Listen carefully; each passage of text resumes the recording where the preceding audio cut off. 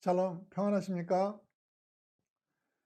오늘은 어제 말씀에 이어서 왜 약함을 깨닫고 인정하는 것이 능력이 되는지 알아보도록 하겠습니다.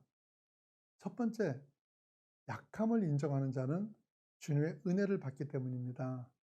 고린도후서 12장 9절 말씀입니다.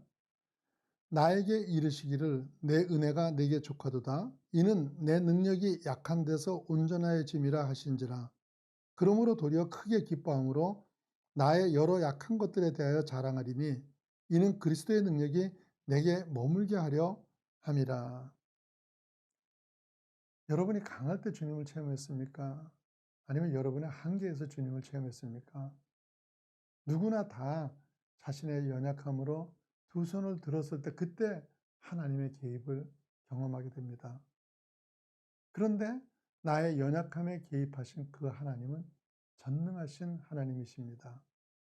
그래서 바울은 자신의 약함이 도리어 능력이 된다는 고백을 했던 것입니다. 두 번째로, 연약함을 인정하는 자는 주변을 살리는 생수의 역할을 하기 때문입니다. 완전한 아버지와 어머니가 계십니다.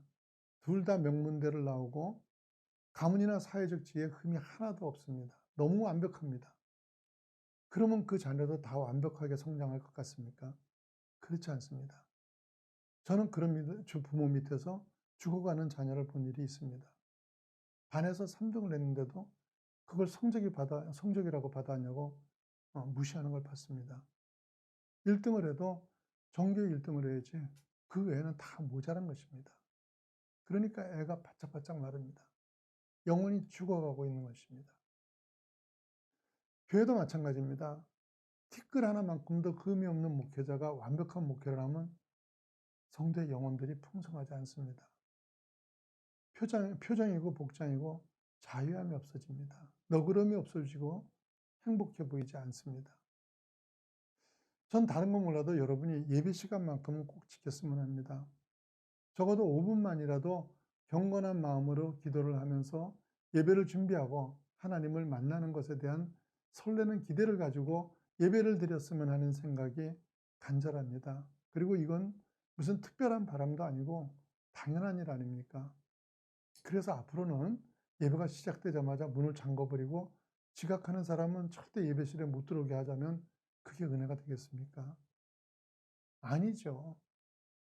아무리 정당한 일이고 맞는 일이라도 너그러움을 이루면 풍성하지 않습니다.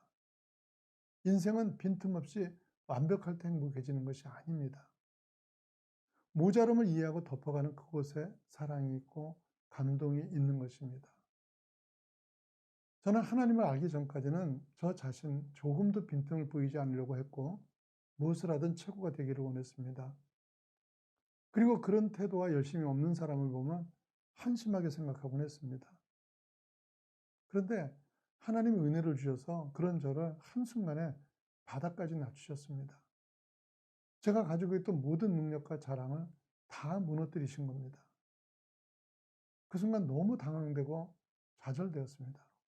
앞으로 어떻게 살아야 할지가 막막하고 내 인생은 이제 더 이상 희망이 없을 것 같았습니다. 그런데 그 연약함이 드러나자 그 자리를 하나님이 채우시기 시작하시는 겁니다. 그래서 참으로 놀라운 일이 일어나기 시작했습니다. 힘을 가지고 있을 때는 전혀 느끼지 못했던 자유함과 풍성함이 오기 시작한 것입니다. 더 이상 삶을 위장하지 않자 진심으로 사람을 대하게 되고 주변을 경쟁 상대로만 보던 눈이 바뀌게 되자 사람이 아름답고 인생이 행복해지기 시작한 것입니다. 최고의 길을 포기하자 삶의 여유 공간이 생기고 그러자 사는 것이 풍성해진 것입니다. 완전하라고 하지 마십시오. 최고가 행복을 보장하는 것은 결코 아닙니다. 부족함이, 연약함이 오히려 능력임을 아셔야 합니다. 예수님은 완전한 사람들을 사용하신 것이 아닙니다. 불같은 시련 속에서 땅끝까지 복음을 전파하고 하나님 나라를 세우는 그 일을 누가 한 것입니까? 실력도 없고 돈도 성품도 없었던 그 제자들 아닙니까? 그들이 부족하지만 부족한 것을 인정하고 그 부족을 예수님으로 채우자 어떤 강한 자도 이루지 못한 놀라운 일을 이룬 것입니다.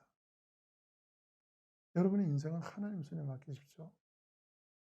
그때 가장 아름다운 인생이 되는 것입니다. 이탈리아에 있었던 실화로 설교 이하에 많이 쓰는 이야기입니다. 한 시장거리에서 어떤 노인이 바이올린을 켜면서 구걸을 하고 있었습니다. 낡은 바이올린은 신경에 거슬리는 날카로운 소리를 내고 있었고 아무도 귀를 기울여 주지 않았습니다. 그런 식으로 한참 바이올린을 켜는데 그만 줄이 하나 끊어지고 맙니다. 실망해서 주저앉아 있는 노인에게 어떤 신사가 다가오더니 내가 저 바이올린 한번 켜도 되겠냐고 묻습니다. 노인은 별 이상한 사람을 보겠다는 표정으로 바이올린을 넘겨주죠. 신사가 그 낡은 바이올린으로 연주를 하기 시작합니다. 그런데 아까와는 전혀 다른 아름다운 음이 퍼져나옵니다. 지나가던 사람들이 한 사람 두 사람 모여들기 시작하더니 거지의 모자에 동전을 던집니다. 순식간에 모자에 동전이 가득 쌓입니다. 얼마 후 신사는 바이올린을 그 노인에게 돌려주고 그곳을 벗어나는데 그 청중들 가운데 누군가가 소리를 칩니다. 파가니니다. 그가 바로 이탈리아가 낳은 세계적인 바이올린 연주자 파가니니였던 것입니다. 그렇습니다. 아무리 좋은 바이올린이라도 저 같은 사람이 연주하면 그건 소음이 될 뿐입니다. 그러나 거지가 쓰던 줄 끊어진 바이올린이라도 파가니니가 연주를 하면 많은 사람을 감동시키는 아름다운 소리를 내게 되는 것입니다. 우리의 인생도 마찬가지입니다. 누가 나를 연주하느냐에 따라 우리는 전혀 다른 인생을 살게 됩니다. 다윗을 보십시오. 베드로를 보십시오. 그들은 치명적인 흠을 가졌던 사람들입니다. 하지만 인생의 명연주자이신 하나님께서 그들의 인생을 연주하자 놀랍도록 영광스러운 인생을 살다 갔습니다. 미국의 기독교 역사를 바꾸는 무디를 보십시오. 그는 학교 교육을 전혀 받지 못한 사람이었습니다. 그를 전도했던 킴볼 선생이 요한복음을 가르치는데 창세기를 펴놓고 있던 그런 사람이었습니다.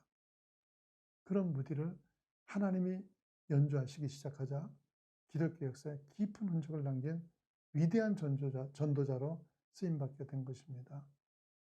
예수님의 12제자는 결코 슈퍼맨들이 아니었습니다.